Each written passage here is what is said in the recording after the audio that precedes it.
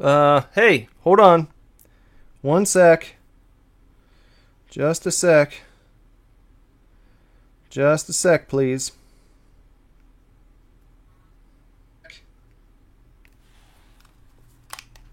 Hello!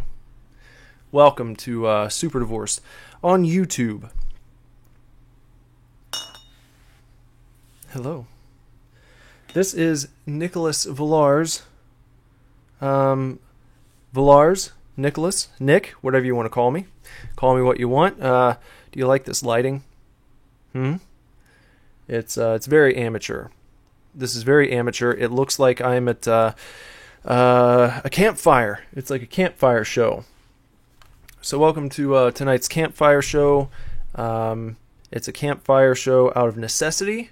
This is just how it looks, and I am just here with you tonight to talk about a Star Wars memorabilia piece that you may or may not be familiar with. It's going to be a fun show. It's going to be fun to talk about this tonight. I look forward to it. I've been getting set up here today. You may notice that the audio quality is a little better tonight than it has been in the past. It's because I actually went ahead and set up my microphone.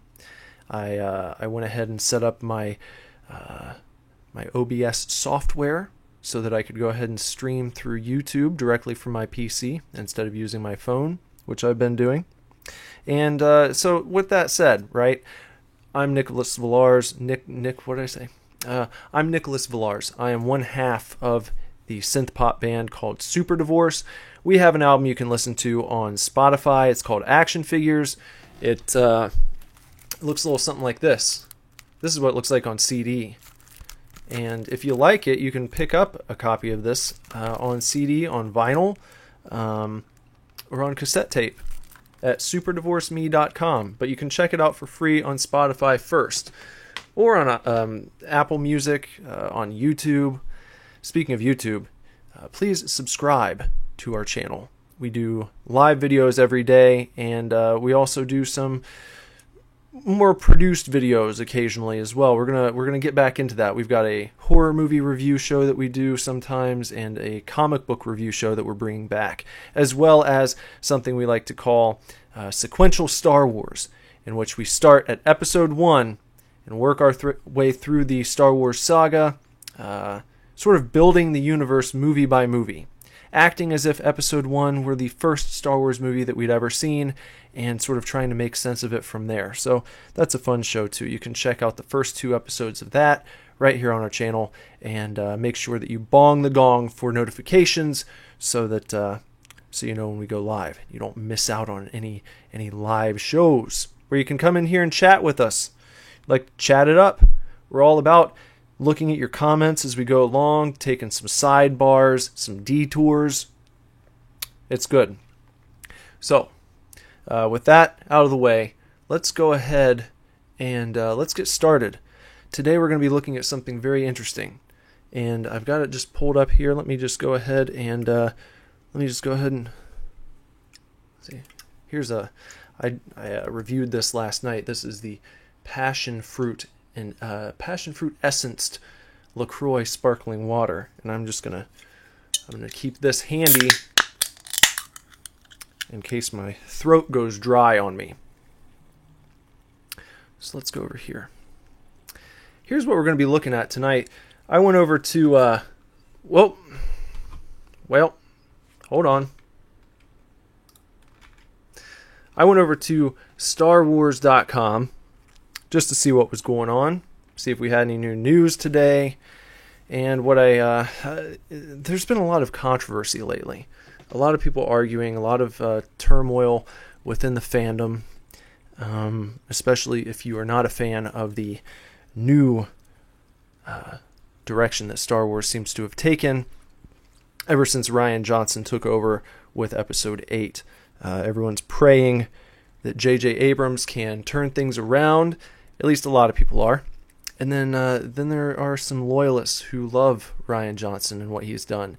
And I will be upfront with you. I will be honest. I am not in the Rian Johnson camp. This is not a Rian Johnson friendly channel. So if that bothers you, I'm being upfront. I hope that you'll stay. I hope that you'll stay. I'm not one of those people who says if you disagree with me, then get lost. You can tell me why you think I'm wrong, and I will tell you. I'll respond with my most well-reasoned and thought-out response that I can provide. I'm not going to tell you to go away just because you think that I'm incorrect. So we're up for lively discussion around here. That's perfectly fine. But anyway, like I said, this is not a Rian Johnson fan channel.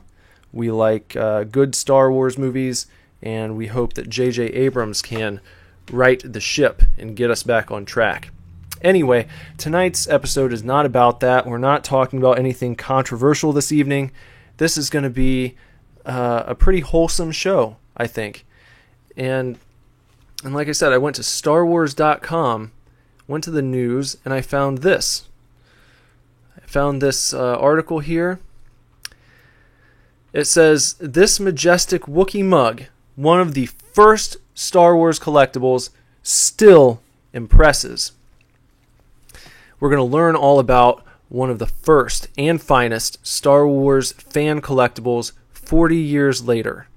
Chewbacca looks great! I think he does. This is pretty cool, isn't it? That's a cool... You don't really... you don't see things like this a lot today. This kind of harkens back to a time when merchandise was kind of carefully selected. You know, merchandise for a brand or a franchise or what have you would be carefully selected. They wouldn't just churn out anything they could think of and slap Star Wars on it. Like, I don't know, they've got Star Wars makeup now that somehow, I don't know how you have Star Wars eyeliner. I don't know how you have Star Wars lipstick. That's a very odd concept to me, but it's something that's out there. Star Wars Taco Bell promotions and things like that. I don't know. But we're going to go on with this. This is not about Star Wars Taco Bell. It's not about Star Wars lipstick. It's not about Star Wars condoms. This is about this Chewbacca Wookiee mug. And we're gonna read about it. We're gonna find out, why is it one of the first and finest Star Wars fan collectibles? Well, in the main lobby of Lucasfilm's San Francisco headquarters, a small display of early memorabilia featuring Han Solo, Chewbacca, and Lando Calrissian has been gathered to commemorate the return of the roguish trio in Solo, a Star Wars story. Yeah, we're not going to get too controversial, but what they just said here, a small display of early memorabilia featuring Han Solo, Chewbacca, and Lando, gathering all that up to commemorate the return of the roguish trio in Solo, a Star Wars story, or Solo. That's too much fanfare for Solo. Solo as a movie didn't deserve the fanfare that they gave them by putting together this small display in the main lobby of Lucasfilm's San Francisco headquarters. That was much too much than they deserved. I'll continue. Tucked to one side of the display among the action figures, comic books, and trading cards is a piece that ranks as one of the very first and finest items to ever grace Star Wars fans' collections. And here's a picture. They haven't told us about it yet, but this is a picture of it. This is what they're trying to allude to as being among the collected items for this little display that they set up out in the lobby of Lucasfilm's San Francisco studio. This early catalog photo of Rump's, we haven't learned this yet, we don't know who Rumpf is, iconic Chewbacca tankard features an aqua-colored lip at the crown. Production versions were cobalt blue. So there's a little bit of info for you. So let's go on. Released in early 1978, ahead of the iconic action figure line, to say the least. Yes, that action figure line became very iconic. The earthenware Chewbacca tankard sculpted by Jim Rumpf. So here's Jim Rumpf who they referenced right here. This is Rumpf's iconic Chewbacca tankard. Sculpted by Jim Rumpf and produced by California Originals, is still considered a gem by both vintage and modern collectors alike. Adored for its artistry, quality, and personality, the tankard, a term which by design evokes an old-time air. I think it does. That's right. Tankard, definitely. That takes you back. Tankard. There's a big difference between drinking out of a mug and drinking out of a tankard. And I prefer to say I'm drinking from a tankard. So I'm going to have to get more tankards as I move forward in life. Actually, became an early favorite of George Lucas himself, who, according to Steve Sansweet's From Concept to Screen to Collectible, I'm guessing this might be a book or a documentary, something there, often imagined a Wookiee mug sitting on his desk while he penned his epic space adventure. So George Lucas apparently said that while he was writing Star Wars, he would think about a Wookiee mug sitting on his desk. And maybe that's true. It seems a little fantastical. It seems like saying that he had the entire episodes 1 through 6 mapped out back in the 70s. It seems that fantastical, but maybe it's true. That could be. And if it is true, then you know what? I'm happy for him because he got it.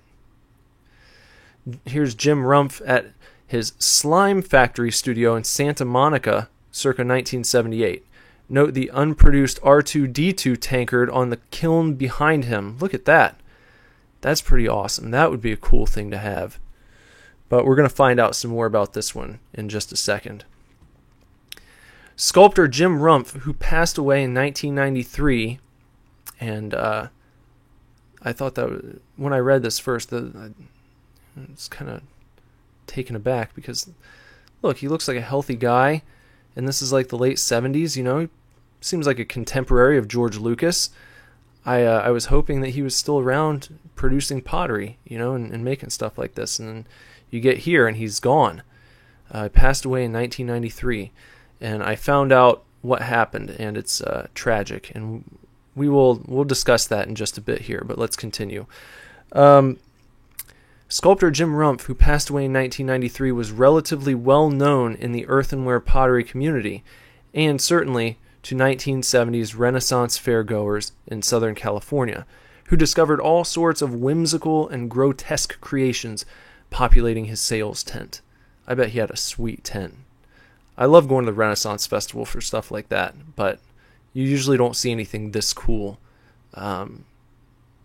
Maybe a few items. You know, there's a lot of filler at the Renaissance Festival when you go, but I can totally see him just killing it, just having a fantastic tent at the Ren Fair. A bit eccentric, but vastly talented, Rumpf was beloved by his many friends and most fondly remembered for his loud and contagious laugh. His company, Mind Circus, created scores of memorable pop culture ceramics from King Kong tankards to E.T., piggy banks. It was within the whirlwind of creativity stirred up by the excitement of Star Wars that Rumpf's iconic Chewbacca tankard was born. This is the original Chewbacca tankard face sculpture, held in the same way Rumpf would have held it to sculpt. This rendition, as well as the early prototype tankards, were much larger than the final production versions. So this is what it would have looked like back in the early stages when he was just coming up with it. It's pretty cool.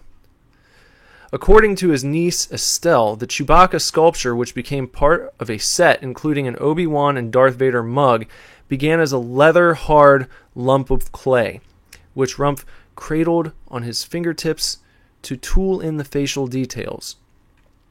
Jim's actual fingerprints and indents are apparent on the top, bottom, sides of the sculptures where he held them as he carved the fine details of the face, she explains. On the backs of the sculptures, there are clumps of clay, which enabled him to hold the sculpture by his thumb while his fingers held the top, bottom, and sides. By following his finger indents, you can actually hold the sculpture as he held it when he carved it. Well, that's pretty cool.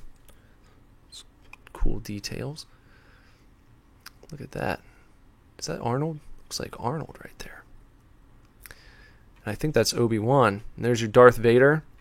But I don't see the R2-D2. Where's the R2? R2! R2! Where are you?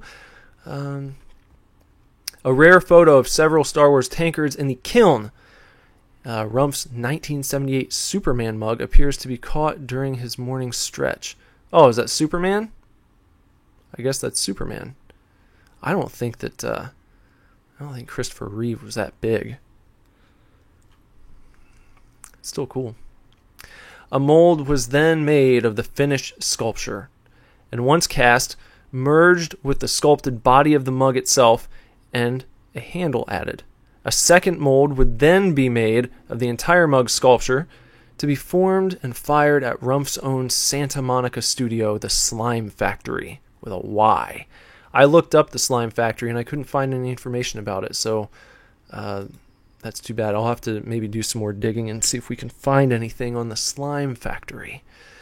Here's a letter from George Lucas dated January 6, 1978, thanking Rumpf for the set of Star Wars tankards and singling out the Chewie version for specific praise. January 6th, 1978, it looks like George Lucas wrote to Mr. James. Dear Jim, thanks so much for the wonderful mugs. I really like the Star Wars models, and I also like the other ones that you've created. You did a terrific job. They're all just great. Chewie, particularly. Warmest regards, George Lucas. With the help of friend and then Lucasfilm director of fan relations Craig Miller, I wonder if they still have someone in this role. Lucasfilm director of fan relations. Now they just now they tell you you're a man baby if you don't like what they're doing. That's the extent of their fan relations these days. They need to get Craig Miller back. Rumpf approached Star Wars Corporation in late 1977 to acquire a license to make the mugs, and sent Lucas a set of them as a gift around the same time. By January 1978, Lucas had responded that he very much appreciated the mugs, and particularly enjoyed the Chewbacca version. Within a week, Lucasfilm Vice President of Marketing and Merchandising Charlie Lippincott granted Rumpf a license to produce mugs of Chewbacca, Obi-Wan, and Darth Vader. But, and here's, we're going to get the answer to what happened to the R2 tankard. He rejected a proposal for a similar R2-D2 version with a lid, according to the aforementioned From Concept to Screen. What is it? I'm going to have to look that up too. There was concern about the heavy lid pinching little fingers. So they were looking out for the little kids. They thought this is definitely going to be a movie that's a hit with the kids. The kids going to see this R2-D2 tankard and they're going to want to drink their morning juice out of it. They're going to want to put warm milk in it before bed, and then they're going to pinch their little fingers off. And they didn't want that to happen, so they stopped it. They stopped that from happening. And so another rare photo of multiple Star Wars tankards appearing fresh out of the kiln at Slime Factory. Here they are, fresh out the kiln. A nice, lovely set of Star Wars tankards made with love and care right here in the US of A. You just don't see this anymore. You just do not see this anymore, and that's too damn bad. Initially setting out to produce the mugs exclusively at his Slime Factory studio, Rumpf soon discovered that their popularity was outpacing the ability of his small crew to produce them. A plug in the second issue of the Star Wars Fan Club newsletter only fueled collector mania, forcing him to consider other means to expand production.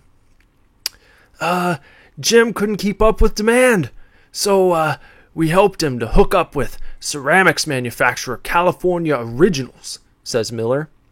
Unfortunately, California Originals couldn't produce them at the same quality levels as Jim could. That's why you can tell the difference between the early runs Jim produced and those which came from California Originals, simplified molds. Rumpf was a perfectionist to a fault, according to Nice Estelle, often sacrificing batches of the mugs if they didn't meet his impeccable standards. He would destroy final Star Wars mugs coming out of the kiln that had even the slightest imperfections, she says. The slime factory workers were horrified, as there was always a huge mountain of smashed Star Wars mugs that Jim had purposely broken because they didn't meet his standards of perfection. And you certainly will not get that anymore. That will not happen in 2018. You will not have people smashing merchandise that could be sold just because it doesn't meet their standards. Just have a look. Have a look at some of the toys.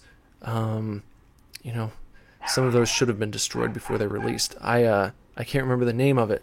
The big monster that the tentacly looking guy who rolls out of the hatch, rolls out of the what is it? He's locked up in the Millennium Falcon, I believe, in episode 7, and kind of rolls down the hallway and is like a big scary Langolier looking thing, and it's got all these tentacles. Well, they made a toy of that, and the tentacles just kind of like they very gingerly are held in place. They've got there's like a hole on the body of the creature, and the tentacle just kind of it fits in there. It's got like a little what would you call it? It's got like a tip that goes into the hole, and it's supposed to stay in place until you actually begin playing with it, and then it just falls apart. All of the tentacles fall off as soon as you make it meet with the slightest bit of resistance. It's awful. Jim Rumpf would not have approved. He would have destroyed all of them, and would have told them to try again, make a better toy. You don't see this anymore. Here's Chewie holding the Chewie mug. An early Chewbacca cosplayer holds one of Rumpf's Chewie mugs. Wow, that is impressive. This is a really impressive cosplay. Wow. Yeah. This old school cosplayer puts a lot of cosplayers in 2018 to shame. That's awesome. That's great. When the trio of Rumpf Star Wars tankards did reach market in the spring of 1978, it was initially as an American Express catalog exclusive. Soon, however, the mugs could be found in specialty shops and department stores, snatched up by shoppers who likely purchased them more for display than utilitarian use. By the first few months of 1979, it appears the Mind Circus license had expired and gone unrenewed. Although Rumpf did apparently consider doing a Yoda mug the following year after the character's debut in The Empire Strikes Back. Sadly, however, the Rumpf Yoda never made it into production. And I think that would have been really cool too, just because of how detailed the Chewie one looks, and the Vader and the Obi-Wan. I think Yoda would have been awesome as well. Too bad. Look, there's a Chewbacca actor Peter Mayhew holding one of Rumpf's Chewie mugs at a 1978 equestrian event in England. The mugs were given out as prizes or keepsakes at the event. I wonder if this were the mugs given out to the winners of the equestrian games. I hope so. I hope that in 1978 there was a series of equestrian games held in England, and the winners received these handmade Chewbacca tankards from Jim Rumpf's private collection.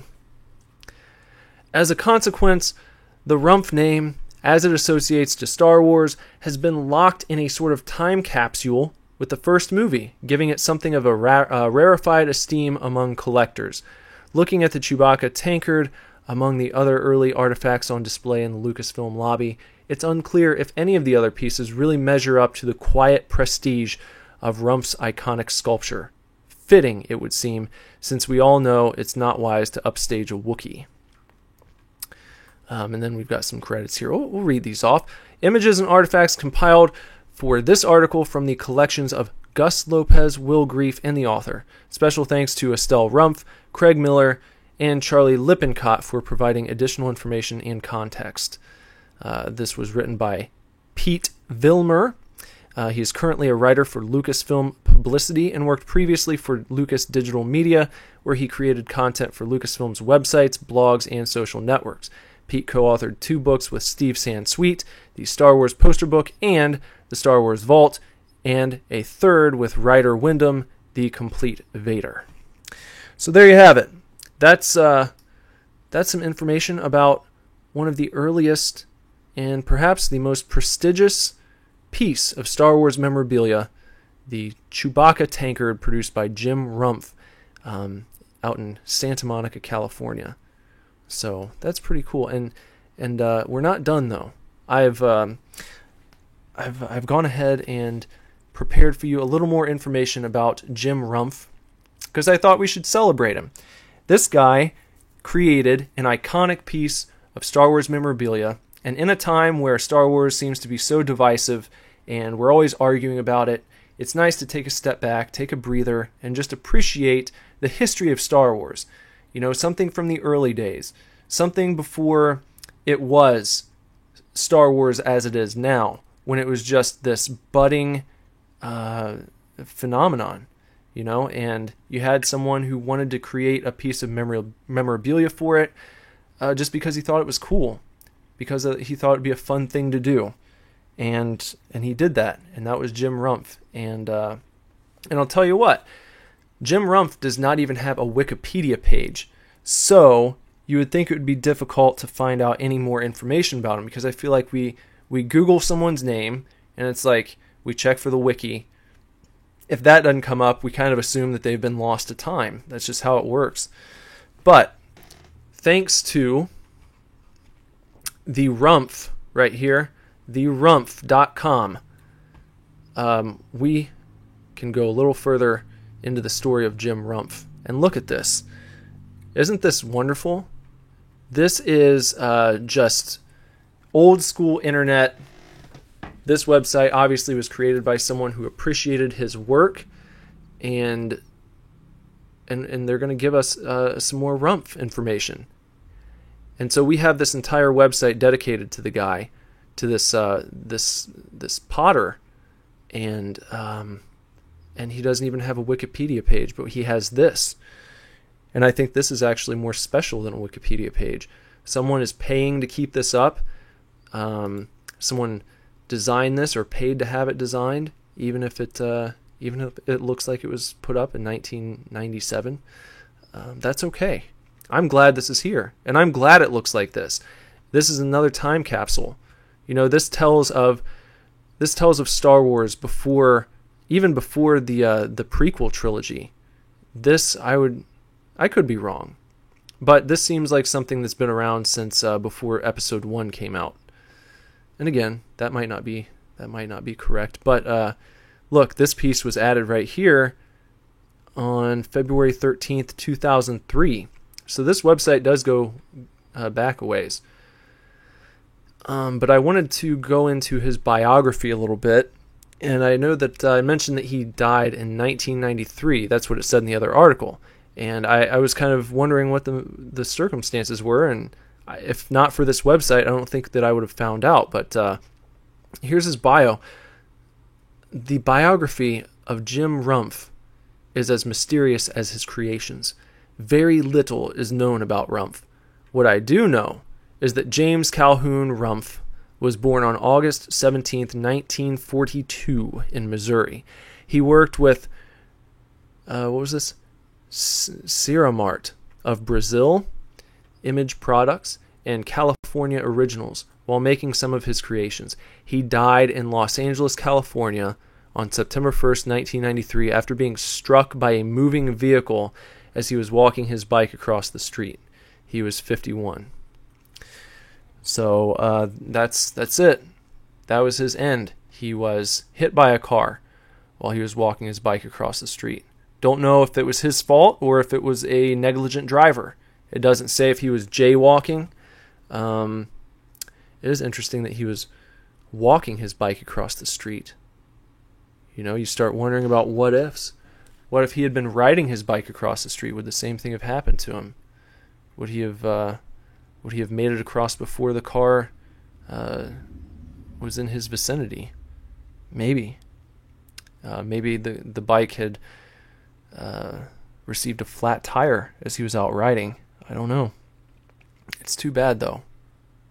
Who knows what creations Jim Rumph would have gone on to create? Would Jim Rumph have come back and made more tankards for the prequel trilogy? Would James Rumph have come back and made tankards for the sequel trilogy? Would he have made a Rose Tico tankard? Well, added information. It looks like you can add information about Jim Rumph. So this is kind of like a proto-Wikipedia where users could actually add in their own information that they knew about Rumph. And of course, we're just going to have to take people at face value on this, you know, because I don't know if we can fact check any of this stuff. But we can go through a little bit. I think that would be good. This is supposed to be a picture of Jim Rumph. Let's see, it appeared on eBay some time ago, circa 2000. So this would be him. This is Jim Rumph. Added by Vic Kroll from Punta Gorda, Florida on February 5th, 2003. And then we've got one.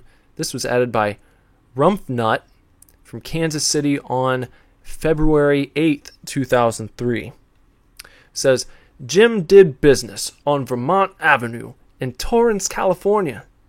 He also did business in Santa Monica as Mind Circus.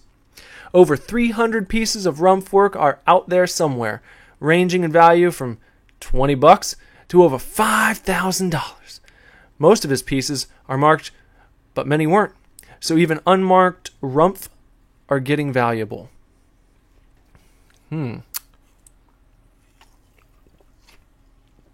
This one, here's an update added by Sherry Gottlieb from SoCal on February 8th, 2003. Jim's wife was Daryl Ann. He was in a coma for 5 days after he was hit by the car but never regained consciousness. Jeez. His memorial service was an all-day celebration of his life and was filled with music and laughter. Well, that's nice for him then, and everyone. Jim laughed very easily and with abandon. He had no sense of time and frequently called his friends at 3 a.m. to say hello, never noticing if he woke them up. I don't think Jim ever slept. Well, that sounds like a guy who was happy in his work, you know? His studio, The Slime Factory, was on 18th Street in Santa Monica, just north of Olympic Boulevard. He sold a lot of his work in the early days in the 70s at the Renaissance Pleasure Fair and through my bookstore, A Change of Hobbit. Oh, what a sweet name for a store, A Change of Hobbit. I wonder if they're still around. I have to look them up, too. Here's another one added by Sherry Gottlieb on February 9th, 2003, so just a day later. Don't take this as gospel, but, ...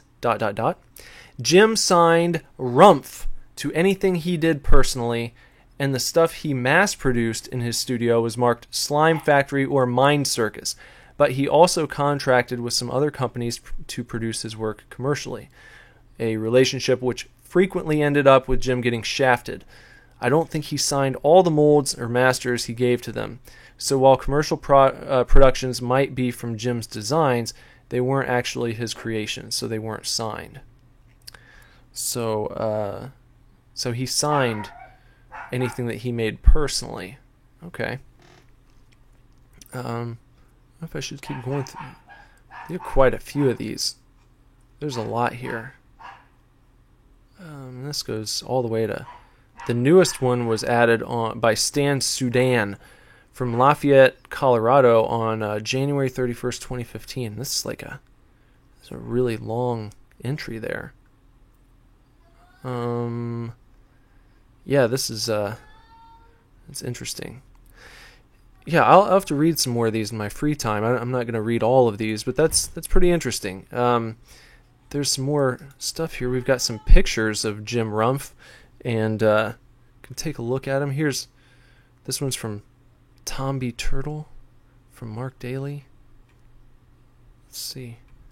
That looks like he's hanging out with McConaughey. There's Matthew McConaughey. He kind of looks like Tom Savini in that picture, if you know who Tom Savini is. What's he doing here? This looks like he's playing golf. It's like a golf photo. What else do we have? There's a good amount of pictures here. I would recommend going to therumph.com and having a browse around for yourself. I think that would be a good thing to do because there's a good amount of content here. And you can also browse, it looks like you can browse the collection of his pottery work. You can view collections, audio samples. You can read through more of these comments. It's really cool.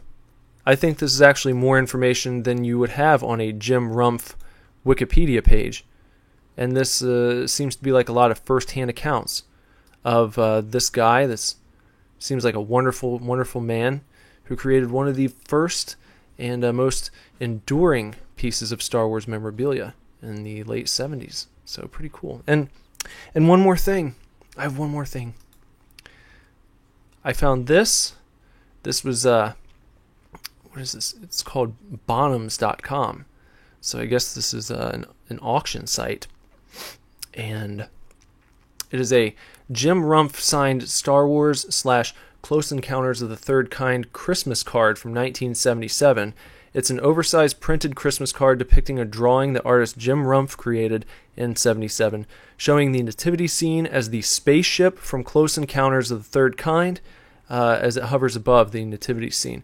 The text reads, "Be with the Force on Christmas and have a close encounter in 1978.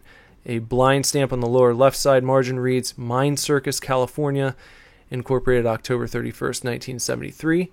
And Rumph's black fountain pen inscription on the lower right side margin reads, Vivian, much love and whatever. Love, Dr. Slime, a.k.a. J. Rumph. Also included is the card's original transmittal envelope, which displays a different printed version of another Rumph drawing. This one showing Chewbacca, C-3PO, R2-D2, and Obi-Wan Kenobi observing the spaceship over Bethlehem. A penned inscription in the address box reads, For Vivian, wherever, love and lust, J. Rumph. And then some little footnotes. Jim Rumph was an eclectic artist who worked at his studio, The Slime Factory, and its offshoot Mind Circus. And I searched for Mind Circus too, and I couldn't find anything on that. But on 18th Street in Santa Monica, California in the late 1960s and 1970s, mainly creating miniature ceramic and pottery-type pieces. Oftentimes, he would contract with other companies to produce his work commercially, which he did in 1977 when he worked with George Lucas's production team to create Star Wars collectibles such as Chewbacca and Darth Vader coffee mugs. Well, they were actually tankards, so get your facts straight, bub.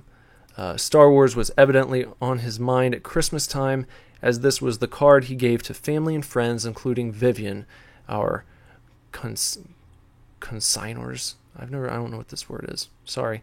Sister, who was friendly with Rumph. Here, I'll let you see these. This is pretty cool. Look at that. It's the Close Encounters ship, and it's blasting light out. It's in the a sky that's just bespeckled with shining diamond-like stars, radiating light down, and it looks as if the entire nativity scene is being lit up by a huge radiating beam of light that's shining down from the ship as it hovers above. And it says, Be with the Force on Christmas and have a close encounter in 1978. And then right next to it, we've got this piece here, which shows Chewie, C-3PO, and R2-D2, they are riding on a camel. 3PO is pointing up at the star, which is actually the shining Close Encounters ship, as it's over the little nativity scene there. And up ahead of them, Obi-Wan is also riding on a camel, and he's pointing up at the same thing that 3PO is. So that's a nice little thing. That's a nice thought to do that. Seems like a sweet man. That's it's too bad. But at least we have this. That's more information than I would have expected to get just from reading this one article on StarWars.com. I wouldn't expect that there'd be that much info about Jim Rumpf, but now you know. He lives on. He gets to live on a little bit. Hopefully we'll share the story of Jim Rumpf and remember him, because he, he's not the glitziest or the most glamorous guy in the history of Star Wars, but he has a place, and a place that should not be forgotten. Because think about how much memorabilia is out there now, and think about how much of it is just garbage. Think about how much of it is just complete and utter trash. A lot. There's a lot of garbage Star Wars memorabilia, and actually, there's like garbage Star Wars movies now. They're actual garbage Star Wars movies. So Jim Rumpf comes from a time when not only were the movies incredible, but the merchandise was. The memorabilia produced was special. And I have one more surprise here, folks. About a year ago, I was going to meet up with my grandmother. I was dropping my son off to go, and he was going to stay with her for the evening. And she showed up, and she said, she was cleaning out her sister's house. My great aunt had passed away just previously, and she was cleaning up the house and getting it ready to sell. And she found a box in the basement that had some random knickknacks in it, and she brought something to me. She said, "I have a feeling you might want this." So I thought it might be something cool that you'd like to have. So she showed up with this right here. Huh? Did you expect that? Let me shine a little more light on the subject here. Hold on a sec. Let's get this. Yeah, I'm a very amateur lighting man, but look, can we get a better shot here? Let's see. So you can.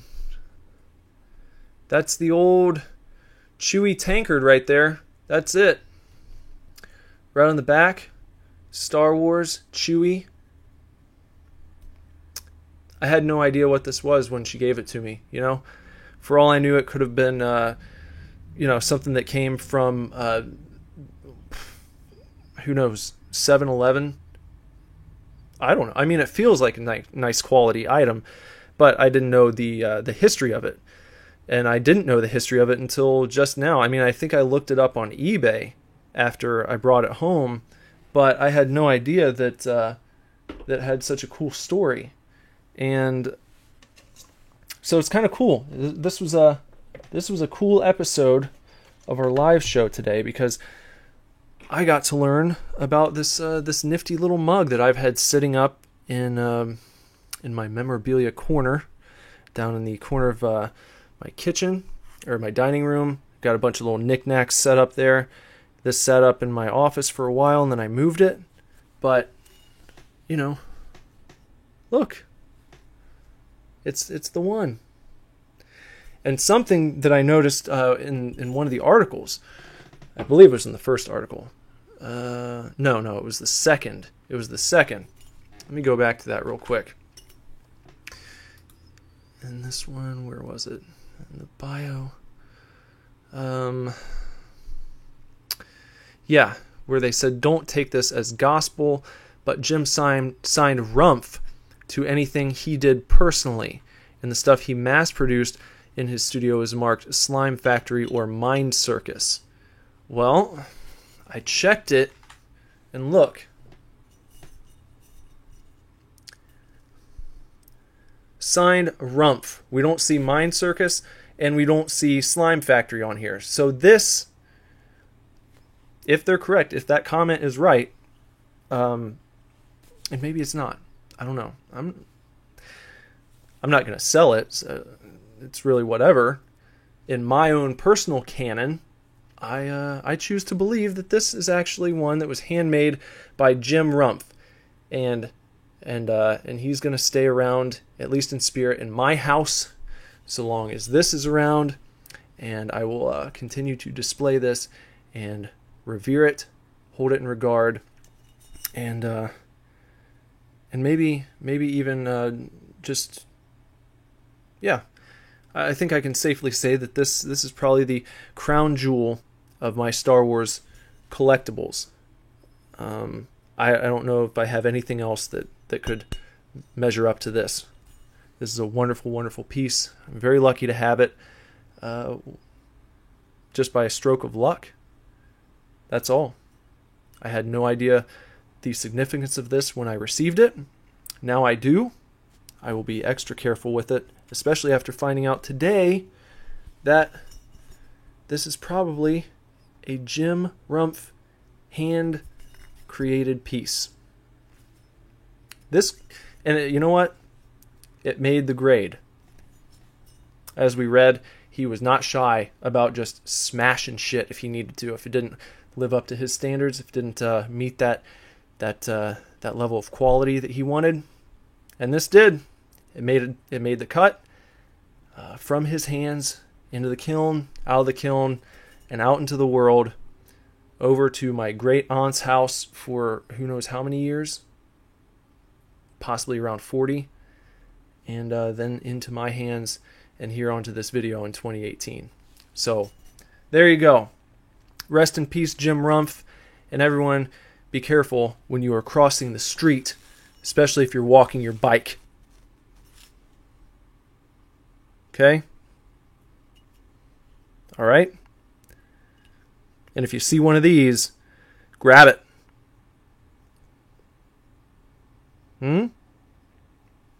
Until next time.